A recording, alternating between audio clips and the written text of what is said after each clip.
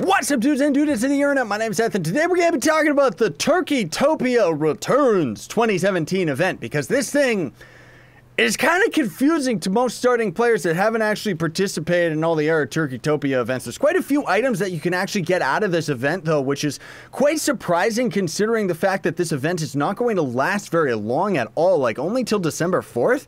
Yikes, dude. So without further ado, you're probably already going to notice that you logged in and you see the defeat 300 enemies or whatever quest you've got from your NPCs, right? And you're sitting there scratching your eyeballs wondering, man, how come I can't actually see the event? So on the PC version, you're going to press I to open up your quest menu. I'm going to put text on the screen appropriately for the PS4 and Xbox hotkeys to actually open up the menu. But you're going to be going to the expertise, or not the expertise, the event section right here. And then you should see the Turkeytopia event. Despite the fact that it says always show, for some strange reason, this event does not actually stack over the NPC quest for some reason. So you're going to see on the box, I'm going to put a screenshot right now where you can actually see the button show. You're going to click on that to actually make the quest show up. Or you can just hide your club quests, or honestly speaking, just end up canceling them. That's pretty much the only way that you can end up doing it. So, we're going to hop on over to the hub, just because I want to always hop on over to the hub to show you guys how which world you're going to actually enter from the world spring, because eventually we are going to end up having the Trovian Atlas right here. So, defeat Dream Gobblers. I'm going to insert some footage in a minute here, but you're going to actually get these guys out of the volcanic biome, so you're going to want to try and hop on over to U5 and up. U5, of course, is going to end up generating the most of the biome itself. But otherwise, I'm going to insert some footage right here just to show you that, of course, the spawning is completely random, but it operates the same as any other event enemies in Trove, wherein there's going to be certain chunks in the game. Whether or not it's just all one volcanic biome, it doesn't mean that there's not individual chunks. And you're going to notice this too, where you might go into one chunk that suddenly just has like a whole bunch of the turkey enemies, and then you just move 2 feet over and go into the next chunk, which has just a bunch of normal enemies. So that's kind of how the events work in Trove in general, and with this Turkeytopia event, it is no exception, where you're just going to have to keep wandering around like an idiot looking for the chunk that actually generates the turkeys so that you can end up actually farming them, because otherwise they're pretty difficult to get.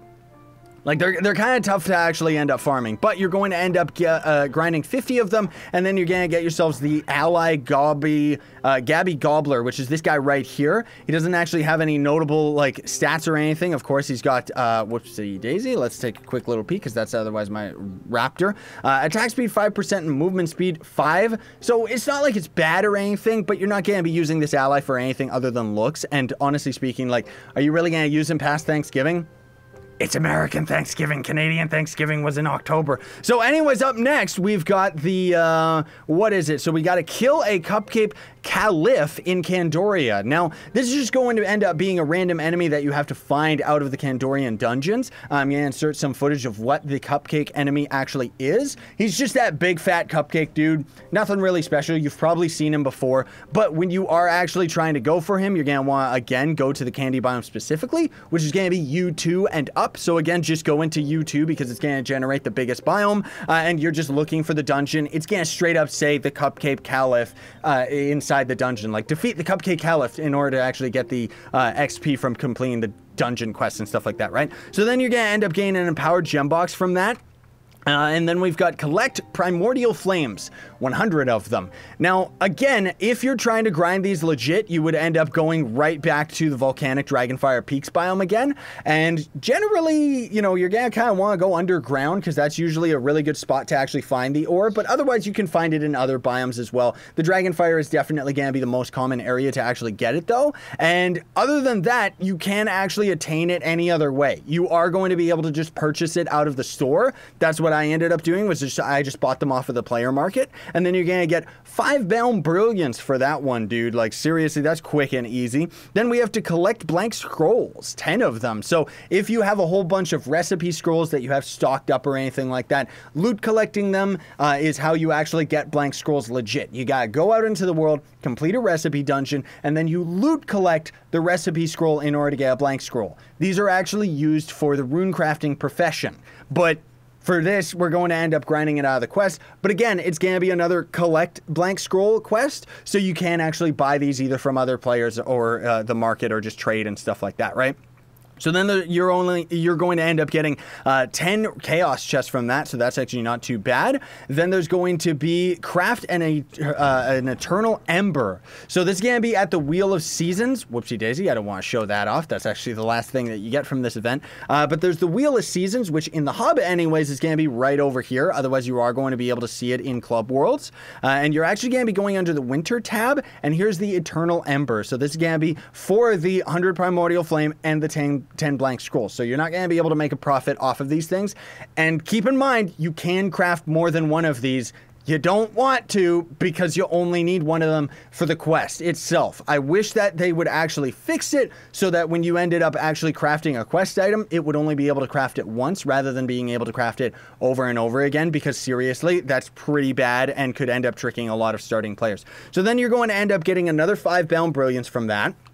And then there's going to be the complete 3 PvP matches. This is probably the absolute worst part of this quest because PvP sucks. Nobody actually enjoys playing it. You know, PvP is fun, don't get me wrong, but it's fun in the wrong sense. It's fun because of how broken and stupid it is. Like the Fae Trickster. You know how the Fae ended up gaining a buff in the Eclipse update where when you use your number 1, you can stun lock enemies? Well, kind of stun lock enemies. It's not nearly as bad as the Knight's Classroom ability, but that actually works in PvP. So the Fae Trickster can actually stun lock people in PvP. The Knight also, because of his rework, is very, very powerful in PvP. He's almost invincible and kind of one-shots everything. So what I want to give you as the biggest tip of all is while you're actually grinding out the PvP, you either go into the hub or you can grind out the PvP in a club world if you have enough players. In the hub world, you're going to be stuck to doing deathmatch, and it's going to be a 5-on-5. So you're going to need 10 people in total. Whereas if you end up going into a club world, you can put down capture the flag, you can put down team deathmatch, but you can also put down 3v3, meaning that you would only need 6 people to actually participate in the PvP for the round to actually start. There is a command /test arena that you can end up using to force the match, but it does not actually grant you the quest experience. I tried it. And if that's not crazy enough, you can't just go into the PvP and go AFK, you know, go away from your keyboard or controller or whatever like that. You have to get at least 1 kill in order for it to count your score for the entire round. Okay? So keep that in mind, and then otherwise go out and good luck actually getting the rounds. That means that this part of the quest, because it's 3 rounds of PvP, is going to take 15 minutes because each of the rounds is 5 minutes each respectively. You're going to end up gaining 10 Bound Brilliance out of that, so at least we end up gaining a reward that's kind of worthwhile. But then you're going to also end up getting the, what is it? Kill Pirates in Lost Isles, 20 of them. So this is going to end up giving us 25 Diamond Dragonite. The pirates themselves, I'm going to insert some footage right here. I hope that I actually still have it, where it's going to be the pirate enemies. This is kind of a tongue twister. And it's going to be the ones that have the sword only, not the dudes that are carrying the cannon or anything like that. Oddly enough, the only ones that end up counting are the ones that actually have the scabbard sword, okay? So you just go into the Treasure Isles. You can either go into a Prime Uber world, in which case you're going to see the Treasure Isles as the giant, like, that icon that's over in the ocean right around us, right? And if you're in Prime Worlds, usually it's only going to end up generating 3-star dungeons as opposed to the Water World itself, which is going to be able to generate 1-star dungeons as well. So again, keep that in mind. That's going to give you the 25 Dragonite. And then last but not least, we have kill a Saloon bot mayor in the Desert Frontier. So that's going to be an extremely easy quest because not only is the Desert Frontier just right here in its own world, it's not even in U1 respectively, but it's going to be very, very easy. It's going to be the exact same as the Cupcake dude, where you're going to end up just going out into the world, looking for a dungeon that says defeat the Saloon bot mayor. He's a very common boss. Bada bing, bada boom, you ended up getting this mount. And I want to also point out that this mount and ally, when you actually end up completing the quest, it's going to show up in your claims menu right here. Ignore this, I was grinding Adventurine. And you're going to end up actually seeing it in your inventory as well. It's untradeable, but you're going to have to go into your inventory and unlock it, because otherwise I know a lot of people that have been sitting there confused going, why don't I actually have the thing? Hi, Rickle. Yep, you're in the video, dude. And then, otherwise, that's already going to be the end of the event, folks, but there are still going to be quite a few things that you can end up actually grinding outside of the event in general. So as you, oopsie daisy, I don't actually have them on my person right here. Let me just hop on over to the club world so I can get myself a personal chest. I should have actually just went to a cornerstone. But there's going to be wings in the store that you can get for absolutely free, so long as you've spent money on the store. Okay, so as long as you've spent money on the store, you are going to be able to get the ascended wings. Where are they? These ones right here. So these wings are very, very beautiful. I absolutely love them. I remember when they first got added to the game. They're great. These are the ones that you're going to be able to either get for free out of the store, free, if you end up actually purchasing something. And chances are you already did because of the Block Friday event that we actually had going on, and actually is still going on until the 27th. But then on top of that, you're also going to be able, like if you're a free-to-play player, the turkey enemies that you find out in the world are going to end up dropping the turkey stuffing boxes. These do actually have karma. Karma is going to trigger after 70 boxes. And this can also drop the trotting turkey mount, which I'll show that off in a little bit, and very rarely the wings of unexpected ascension. Let's hop on over to the club, to the hub, I mean, not the club, because there's going to be a crafting table over in the corner where you're going to be able to craft a whole bunch of new things just related to this event that's going to be based on a lot of the resources and stuff like that. But before we end up getting into any of that noise, let's take a quick little peek at some of the different styles that you can end up actually getting out of this event. So I'm pretty sure if we scroll on down here, is it under, where's the seasonal tab? Event, that's probably what it's under. The Freaky Frankie hat. I don't know why nobody even got this thing. Maybe I did, maybe we could have gotten it from the last event, but I don't know. Either way, we've got the Progressive Pilgrim. This is going to be a hat style that can actually end up dropping out of the trotting turkey enemies. Then there's going to be the turkey stuffing hat, which is hilarious. It looks absolutely stupid. And the Bontius Maximus, oddly enough, is also another turkey style helmet as well. So keep that in mind while you're out grinding those guys. You mastery farmers, I know, are going to end up wanting those bad boys. But let's just take a quick little peek because it's only going to take 10 more of these before I end up triggering karma. You're going to end up getting pumpkins out of them, flux, not really anything worthwhile, honestly speaking, but you can end up getting the Turbo Turkey Mag Rider. That's going to end up being something out of these boxes that, oddly enough, it doesn't actually tell you about for some strange reason. Turkeytopia recipes as well. So again, mastery farmers out there, you're going to be very hard-pressed to actually be grinding all this stuff. And then, oh, that's where the Progressive Pilgrim ends up coming from. I think that you can actually get the styles from the actual turkeys themselves, but also out of these boxes. I'm pretty sure, unless they ended up actually changing that. But let's take a quick little peek what the Turbo Turkey Mag Rider actually is. Oh, and then there it is. I knew that there was another helmet. Aha, the Turbo Turkey Crash Helmet. So this is going to be another one that's going to end up being either from a drop from those enemies or the boxes themselves. And then this is going to be the Mag Rider. Kind of gross, kind of cool. I don't know. It's kind of weird. And then you're going to come over to the Turkeytopia event crafting table, and then there's going to just be a bunch of things that you can end up crafting for fun. But then this guy right here is going to be the Appeased Dream Gobbler, and he's going to actually take 2 trotting turkey mounts in order to craft, and then 100 shadow shards and 300 seed feet. So essentially, you have to get 3 trotting turkeys if you're a mastery farmer. 2 of them to craft this bad boy, and then 1 of them to end up getting the mount yourself. So let's take a quick little peek at the trotting turkey. He's actually kind of cool. He's just straight up a turkey mount, like, doesn't he look great? Like, seriously? And then what was it? The Appeased, was that what he was called? Yeah, there he is. So this one's actually kind of cool as a mount as well. Why won't it actually swap over? Did the server end up crashing? Oh, that's because this is the recipe, whereas this is the actual mount itself. This one's kind of shadow themed. He's got nice video effects for his feet. Honestly speaking, I don't even remember those video effects. Did they add those? Like, are those new? I don't know. But then we also have some other really disgusting mounts. The Ready Roast, which is going to be another trotting turkey. Yikes, I didn't even know it was a trotting turkey. 1,000 fairy dust and 1,000 pumpkins.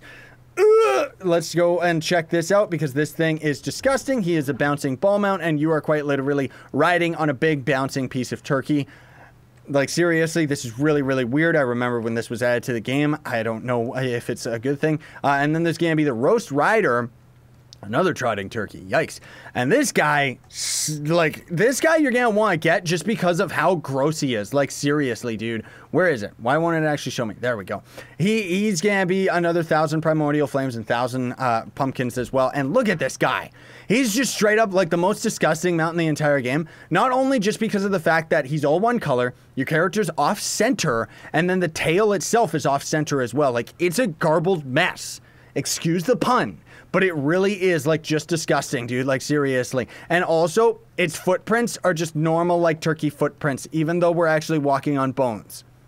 You do want to get this mount, though, just because of the fact that it's absolutely disgusting and will complete the look of any character. Like, seriously. Now, hopefully that's it. It has been a whole year since I ended up actually having the Turkeytopia event.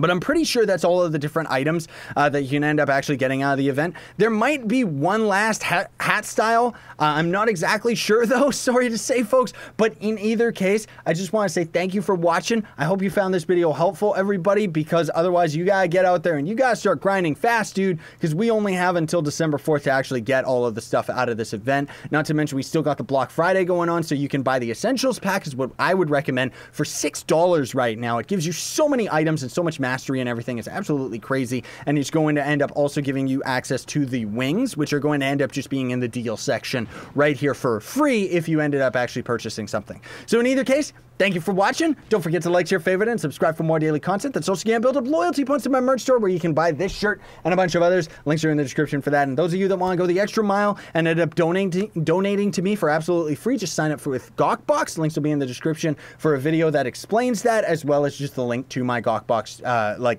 webpage or whatever it is. Otherwise, have a fantastic day, sayonara, and stay epic, everybody.